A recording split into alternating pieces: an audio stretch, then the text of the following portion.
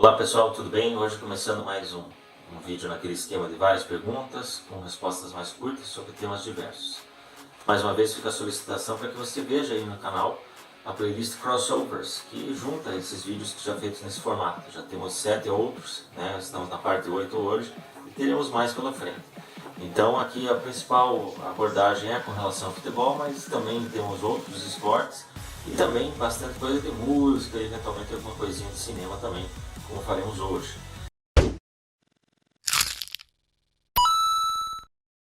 Então vamos lá fazer algumas perguntas sobre os esportes, da arte e do futebol.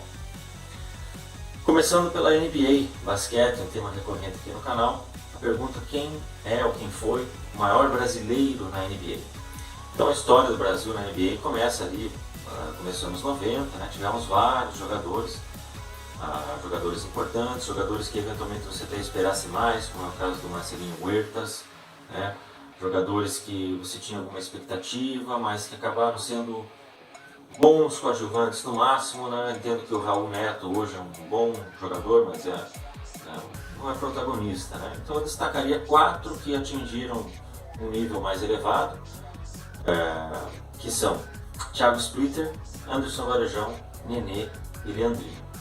O Splitter e o Varejão possuem também, né, títulos na conta, embora do Varejão seja um título apenas pro forma, né? Ele coincidiu de trocar para os Warriors mais ou menos na reta final da temporada, uma temporada em que eles estavam dominantes e acabaram por mais um título conquistar, mas ele não teve praticamente minutagem, né, nos Warriors naquele título.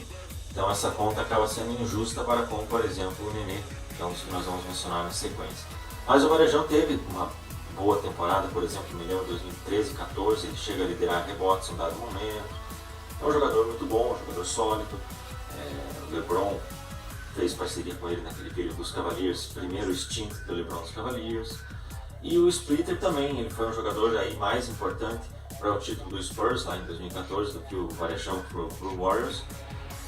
Um jogador que tinha uma relativamente boa minutagem em quadra, algumas médias de 6 pontos e 8 rebotes, ou vice-versa, mas também não foi protagonista, né? Foi um jogador que era um sidekick.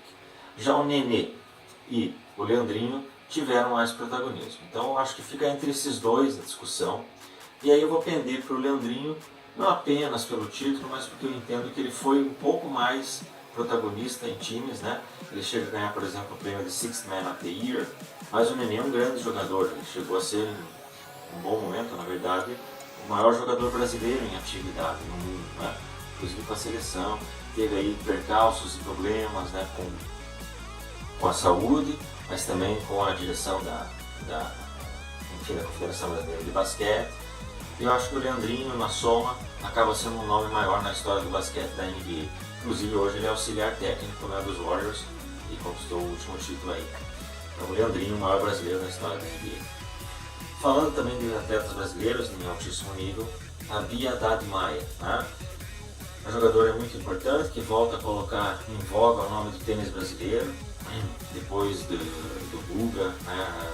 A gente teve alguns atletas do masculino que fizeram um bom papel. Talvez o mais destacado tenha sido o Tomás Bellucci, mas nenhum protagonista, né? E a Bia Haddad Maia, ela é protagonista hoje.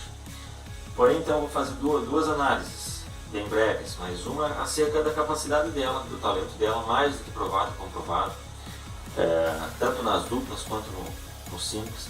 Agora ela tem focado mais no simples e tem já obtido resultados interessantes, alguns títulos de uns WTAs menores, né?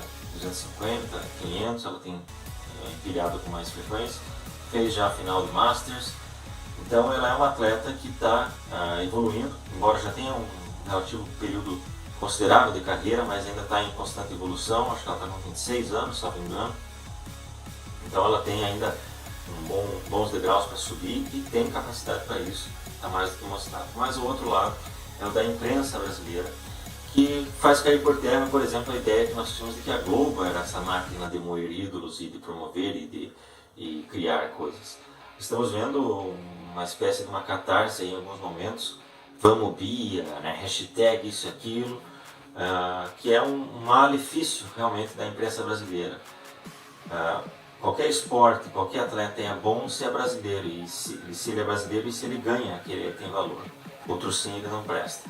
Então eu já vi em alguns momentos desse ano, havia ter, por exemplo, uma sequência muito boa na grama, em torneios menores, e fazendo comparações, que era maior sequência desde a Maria Esther Bueno, né, comparado com o bicho brasileiro, e até comparando com feitos e sequências de vitórias da Serena Williams. E aí começa a Wimbledon, ela é eliminada. Né? Ou nesse próprio Masters, ela chegou à final, pegou uma ex-número 1 do mundo, suplantou a campeã olímpica, e aí chegou na final com uma outra atleta já mais tarimbada e acabou perdendo. E aí no torneio seguinte já foi eliminada na primeira rodada.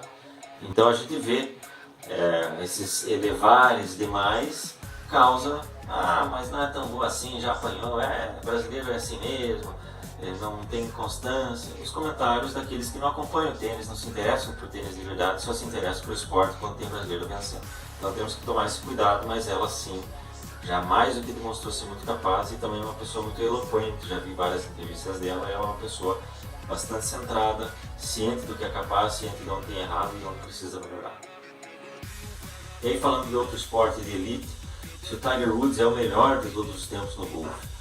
Acho que o Tiger Woods é outro caso clássico, mais ou menos parecido, né, guardadas as devidas proporções, com o Muhammad Ali, porque ele é um cara que quebrou muitos paradigmas, muito importante para uma época, né, um atleta negro, um esporte majoritariamente branco, majoritariamente de elite, né, na acepção da palavra, e chegou lá, ele dominou por anos, figura, né, trouxe o golfe com uma popularidade maior, então ele certamente é talvez o mais importante personagem do golfe moderno e um dos melhores de todos os tempos. Mas um dos, se você puxar para trás, e aí eu não sou nenhum doutor expert em golfe, mas me interesso sempre, tem alguns dos principais torneios, gosto muito dos filmes de golfe. Fica a dica, Lendas da Vida, The Legend of Badger Vance, com Will Smith e Matt Damon, um filme maravilhoso, tem o DVD dele inclusive. Então é muito legal a ideia do golfe e tudo mais, mas houve precedentes para o Tiger Woods, tanto nos números, se você quiser falar friamente de números, quanto se for falar de mudanças no estilo do jogo, nomes maiores do que ele, né? Arnold Palmer, um cara que trouxe o golfe para a televisão, basicamente. Jack Nicklaus, que é o maior vencedor até hoje dos principais torneios e é por muitos entendido de fato como o melhor de todos os tempos. Mas também lá atrás, Sam Sneady e Ben Hogan, dois caras que criaram estilos, né, de bater, enfim, são esses cinco, né, junto com o Tiger Woods, seriam, na minha visão, o top 5 da história do golfe. Mas o Tiger Woods não chegaria ali a ser o número 1, talvez nem mesmo no top 3 no pódio histórico, na minha visão. E aí, já que eu falei de cinema, vamos para a pergunta entrando para cinema. Das cinebiografias, qual foi a melhor?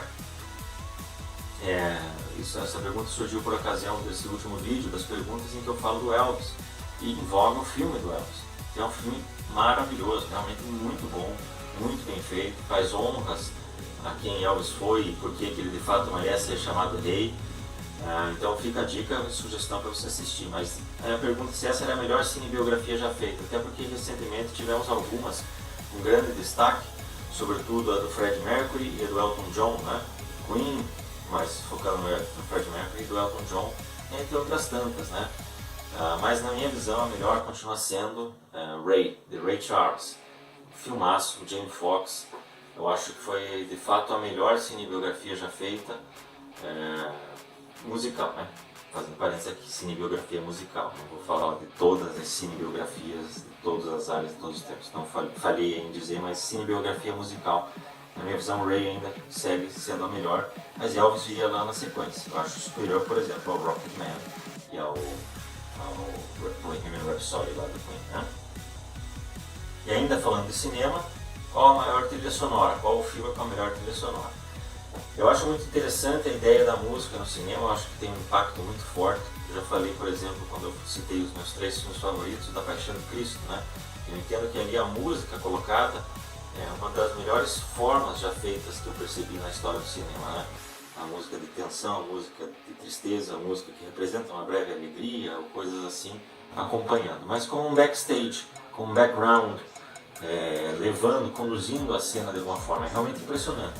Mas a pergunta é sobre trilha sonora, né? Você comprar um CD de um filme X. E a minha recomendação, sem a menor dúvida, seria qualquer filme do Tarantino, mas Pulp Fiction é excepcional. E inclusive, quando eu falo, né, dos videoclipes da história do cinema, você tem uns 2 ou 3 ali videoclipes que o Fiction criou, né? Principalmente o Girl e Will Be a Woman Soon e aquela música da valsa, né, digamos assim, da Uma Turma com de Outra Volta, são unanimidades aí na história. Então, Pulp Fiction é a melhor trilha sonora de todos os tempos e um dos melhores filmes também já feitos. Ainda em música, né, mas a pergunta sobre quais canções dos Beatles, se uma ou duas ou quais canções dos Beatles ficaram melhores com covers. E aí eu vou fazer a minha lista pessoal, né? Não vou aqui trabalhar aspectos técnicos, dizer que superou, até porque tem o seguinte: versões, né? Você fazer uma releitura de uma obra-prima, ainda mais de uma obra consagrada, de uma banda, de um artista tão consagrado quanto esse, o mínimo que se espera é que você faça uma releitura própria, você não tente gravar da mesma forma. Exemplo, a canção Come Together, dos Beatles, foi regravada e fez muitíssimo sucesso com o Aerosmith e também com o Michael Jackson, e posteriormente o próprio Elton John fez uma ótima releitura. Então são 3 grandes versões, mas todas elas seguindo o mesmo script da versão original. Então nenhuma delas supera a original, na minha visão. Pode até ter feito mais sucesso, pode até ter ficado mais conhecida, né, por um ou por outro, mas seguramente não superam. No entanto, eu vou dar meus exemplos aqui de canções que, repito, fizeram releituras. Eu vou dar 4 exemplos para vocês. E uma cerejinha no bolo, uma lambuja, que é um parênteses, já começa por essa. Live and Let Die, do Guns N' Roses. Não é dos Beatles, mas é do Paul McCartney. Na minha visão, superou a do Paul, sim. Inclusive o Paul depois adapta alguns elementos dessa versão do Guns. Mas ficam 4 aí. Começando vendendo peixe, naturalmente, I Am The Walrus com os Oasis, né? Encerramento de vários shows, principalmente do grande show deles em Knebworth. Superou a dos Beatles, até porque os Beatles, como pararam de fazer shows ao vivo, eles não tiveram a chance de levar essa música para uma execução mais agressiva, né? Então ficou naquele arranjo mais psicodélico e essa versão meio que morreu ali. Agora os Oasis conseguiram transformá-la num rock de primeiríssima, então fica a primeira sugestão. A segunda, do Deep Purple cantando Help, totalmente diferente do que os Beatles propuseram inicialmente em Help, e por isso o grande mérito, uma canção que ficou excepcional. Da mesma forma, Wilson Pickett, homenagem ao Will Machado aí, que é apaixonado pelo Wilson Pickett, volta e meia ele coloca, quando eu cito Nelson Piquet, entra o Wilson Pickett, mas a versão dele para Hey Jude também é excepcional. E uma outra que vem do artista, né, uma banda pouco conhecida, Jeff Healey Band, para One of My Guitar Gent Whips. É uma das versões que mais me toca de canções dos Beatles e outros artistas.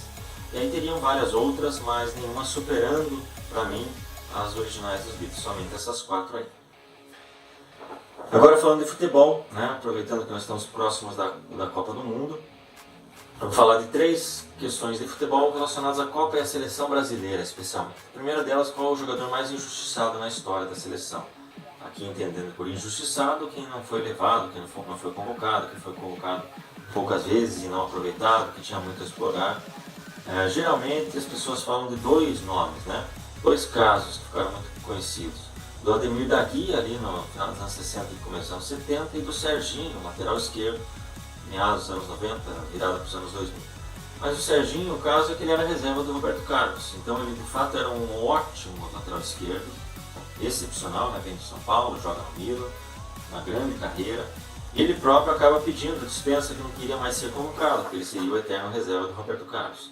Então ele talvez nasceu na época errada, tivesse nascido um pouco antes, ele certamente estaria à frente de Branco, e posteriormente também os outros laterais esquerdos. Não me lembro de ninguém que tenha sido melhor do que o Serginho, mas com o Roberto Carlos, aquele período, um período tão longevo, é difícil mesmo. Então ele não é um injustiçado, né? E o Ademir da Guia a mesma coisa, ele não é que ele não foi convocado, ele teve oportunidades várias, tanto em 66 quanto 70, quanto 74 ele era cotado, ele era um dos melhores em atividade do país, mas ele também estava numa geração pesadíssima, complicadíssima. Então ele teve poucas oportunidades, talvez merecesse ter sido melhor aproveitado, mas também não vou dizer que ele foi um injustiçado, absolutamente.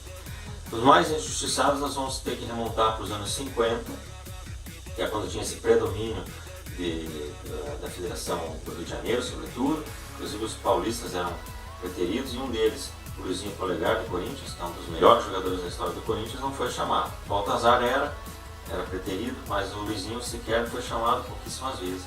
Principalmente Copa de 54 deveria ter ido. E também o Canhoteiro, com outros problemas ali, né? Também foi convocado, mas acabava não sendo chamado. Agora acredito que o mais injustiçado desse período tenha sido de fato o Evaristo de Macedo. Lá era o inverso, né? O atleta que ia jogar fora do Brasil, ele acabava não sendo visto, que não era visto, não é lembrado, não era convocado. Ele acabou sendo deixado de fora. Então um cara que é um gigante em Barcelona e em Real Madrid, não ter sido chamado nenhuma vez para as Copas do Mundo, e pouquíssimo para a seleção, para mim é assim uma das maiores injustiças. Ali nos anos 90, sim, dá para citar o Marcelinho Carioca, que pelo menos deveria ter ido para algumas das Copas. O pessoal lembra muito do Alex, do caso do Alex em 2002, que ele fez um grande período, né, na seleção 2000, seleção pré-olímpica, um dos mais belos gols que eu já vi contra a Argentina, do Alex. Teve convocações em eliminatórias, mas acabou não sendo chamado para o final. Mas o Marcelinho Carioca, ele teve algumas convocações, uma em 94 ainda, ou 95, 98 e mais uma em 2001. Então os técnicos meio que chamavam ele, foram 4 convocações ao todo, um amistoso, uma eliminatória, jogos meio obscuros, e meio que se davam por satisfeito e não chamavam mais ele. Sem contar também o próprio Djalminha, né, que é aí por questões disciplinares. Então eu citaria esses 5 nomes como os mais injustiçados da história: Luizinho Polegar, Canhoteiro, Evaristo de Macedo, Marcelinho e Djalminha. Escolhendo um por todo o histórico, inclusive europeu, o Evaristo de Macedo para mim é o mais injustiçado da história das seleções brasileiras. Maior atuação em final de Copa, aí seria no geral, mas vou destacar os brasileiros aí, né? Então, pegando meus critérios aí que vocês viram, para maior atuação individual em um torneio, vídeo especial, e também em uma partida de Copa, tem outro vídeo especial, eu vou tentar adotar critérios semelhantes, mas eu deixaria aí para a reta final 4 desempenhos ao longo da história. Um do Ferenc Puskás na final de 1954, do Pelé na final de 58, do Zidane em 98 e do Ronaldo em 2002. O Puskás acaba saindo para nós porque o time foi derrotado, porque um dos gols que ele fez foi anulado talvez. Ele vinha de uma lesão, então é uma atuação imponente, uma atuação fortíssima que merece ser uma das maiores de todos os tempos, mas acaba ficando, principalmente pela derrota, a rigor, aí vai acabar sendo eliminado. Pelé em 58, então o nosso pódio tem esses 3 aí, Pelé, Zidane e Ronaldo. Pelé em 58, aquele gol antológico, mas tem o seguinte, né? Embora fosse na Suécia, a seleção sueca não era nem de longe, né, à altura da seleção brasileira. E o Brasil já estava com alguma vantagem. Então o Vavá no placar abre muito bem.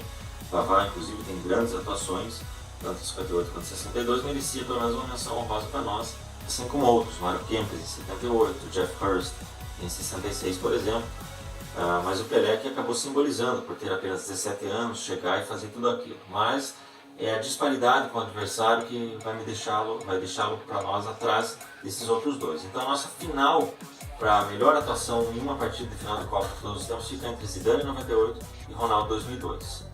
Pesando a ideia dos adversários, nós temos seleção brasileira, seleção alemã equivalentes, né? Não dá para dizer que a seleção brasileira sim estava afetada pelo que aconteceu com o Ronaldo, mas o Zidane também dominou aquela partida. Não foi uma partida tão dominante quanto a de 2006, até porque em 2006 ele que jogou basicamente, em 98 a seleção francesa jogou muita bola, ele faz 2 gols de escanteio, né?